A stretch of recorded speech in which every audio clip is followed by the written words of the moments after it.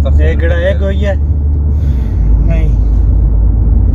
ਇਹ ਫੀਹਾ ਦੇ ਨਾਲ ਪਿੰਡ ਹੈ ਉਹ ਪਿੱਛੇ ਲਿਖਿਆ ਸੀ ਬੋਲ ਤਾਈ ਇਹਨੂੰ ਇਹ ਸ਼ਹਿਰ ਨਹੀਂ ਹੈ ਇਹ ਪਿੰਡ ਹੈ ਇਹਦੇ ਵਿੱਚ ਆ ਘਰ ਦਿਖਾਇਆ ਤੂੰ ਸਿਰਫ ਆ ਘਰ ਇਸ ਪਿੰਡ ਦੇ ਵਿੱਚ ਬਸ ਪੈਟਰੋਲ ਪੰਪ ਇਹਨਾਂ ਦਾ ਇੱਥੇ ਮਸਜਿਦ ਹੈ ਤਕਰੀਬਨ ਇਹਦੇ 'ਚ 25 ਤੋਂ 30 ਘਰ ਹੋਣੇ ਸਿਰਫ ਇਸ ਪਿੰਡ ਵਿੱਚ ਇਹਨਾਂ ਵਾਸਤੇ 25 ਤੋਂ 30 ਵੀ ਨਹੀਂ ਹੈਗਾ ਯਾਰ 30 ਹੈ 25 30 ਵੀ ਨਹੀਂ ਹੋਣੇ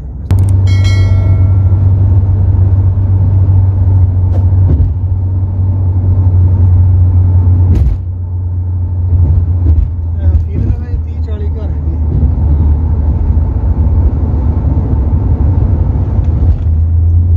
ਦੇਖ